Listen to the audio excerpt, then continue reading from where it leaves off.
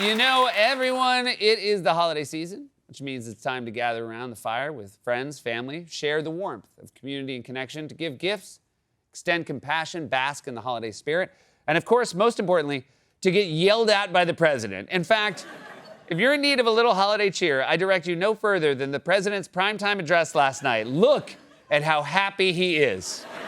Looks like he's auditioning for a new live-action Grinch. He's gonna play the Grinch's grumpier brother. Donald Trump is the Grunch. For more on this, it's time for a closer look. We're nearly a year into Trump's second term, and Americans are not happy. I mean, not everyone can be this happy. But still, with every poll, it seems America's frustration with Trump grows. Every single day since March 12th, Trump has been in the red, negative. That is days in a row, 281. The bottom line is this: the American people don't like what Trump's doing, and they haven't liked what Trump's doing for a long period of time. So on what issues? What issues?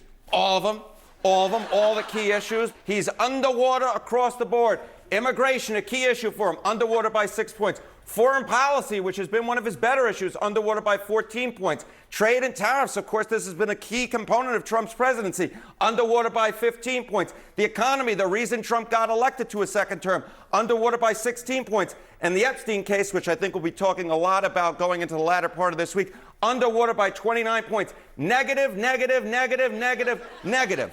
Is he reading a poll or announcing the results of Trump's cognitive test? Look, I won't tell you the exact number, Mr. President, but let's just say it's negative, negative, negative, negative, negative. Also, the tone of news coverage has really changed. It used to be all buttoned up. Walter Cronkite would say something like, the president's approval rating has edged downward amid challenging economic developments. And now it's just a loud Mets fan screaming at an umpire from the upper deck. Hey, Blue, I took a poll and everyone up here thinks you suck. Which calls did you miss? All of them. In fact, this is true. They even polled Trump's dance moves, and the numbers for that were brutal, too. 4. Now, that was in no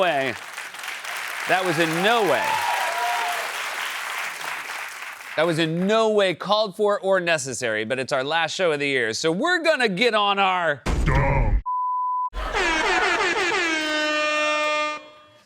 So Trump's numbers are really bad. Not as good as my numbers for that. In fact, they've hit their lowest point ever in recent polls, or as Fox News reported, He is the most popular president at this point in his presidency in the 21st century. wow, that is some world-class denial. Even the news anchors in North Korea are like, whoa, dial it back. How did you come to that conclusion? Are you including fictional presidents? I just heard from Fox News I'm more popular than Red Hulk and President Snow. But even Fox's own polling shows Trump struggling. In fact, the numbers for Trump were so bad, the anchors were complaining as they were reading them. Border security, the president gets extremely high marks at 51%. I actually think that should be 90. I mean, who could be upset? Right. I mean, seriously. 47% crime and public safety. How the president couldn't get 80% on that. And then foreign policy at 42%. Personally, I think he gets That shocks 80%. me. But Yeah, it should be 80% when it comes to that. Dude, let me explain something to you. He's never gonna get to 80% on anything because he treats 50% of the country like 100% of the time. But good luck.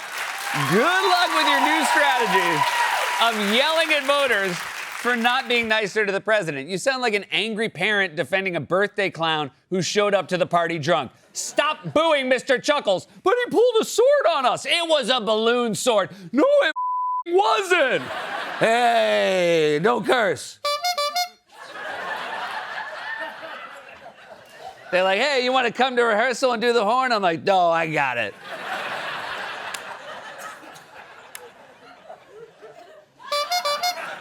Don't ever go for the third squeeze, Myers.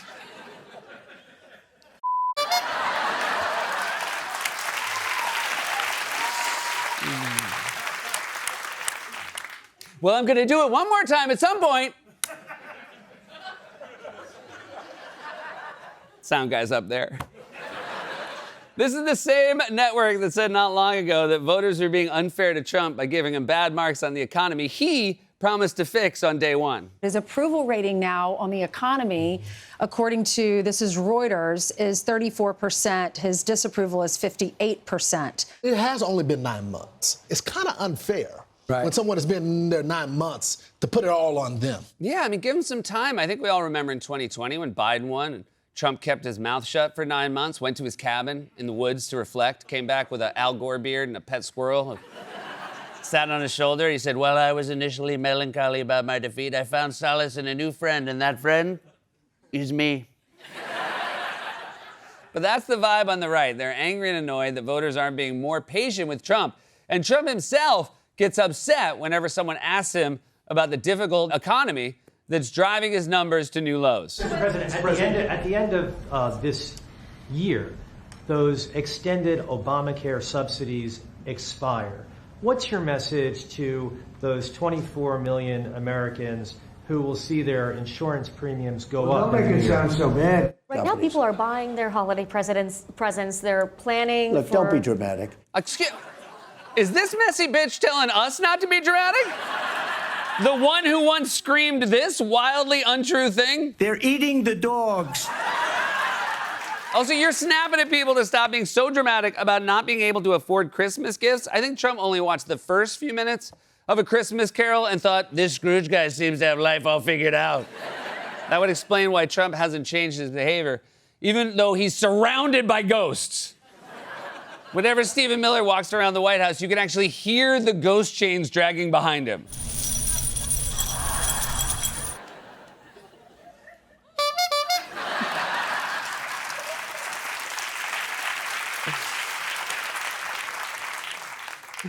You know, we set a nice low bar for ourselves. So that was the backdrop for last night's primetime address, in which the president once again tried to convince people that actually things are great, and if they're not, it's the Democrats' fault. We had the worst trade deals ever made, and our country was laughed at from all over the world. But they're not laughing anymore. The colossal border invasion. We have never been invaded. This is the worst thing that, frankly, in my opinion, the worst thing that the Biden administration did to our country is the invasion at the border. Illegal aliens stole American jobs and flooded emergency rooms, getting free health care and education paid for by you, the American taxpayer.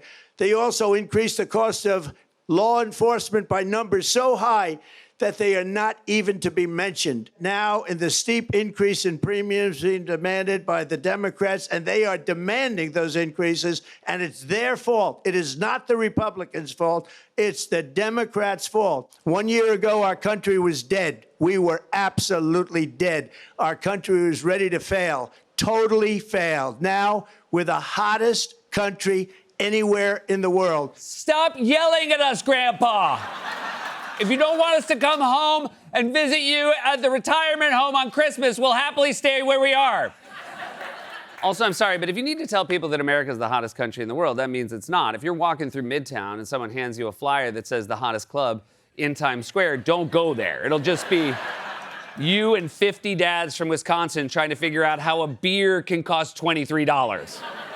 Trump also repeated a lie that is absurd on its face and that we've debunked many times. I negotiated directly with the drug companies and foreign nations, which were taking advantage of our country for many decades, to slash prices on drugs and pharmaceuticals by as much as 400, 500, and even 600%. You can't lower the price by more than 100%. 100% means it's free. 600% would mean you're paying people to take drugs, which, if it were real, would probably be the first popular thing you actually did. This dude is nuts. Yeah, but at least they're paying us to take Prozac, so, c'est la vie.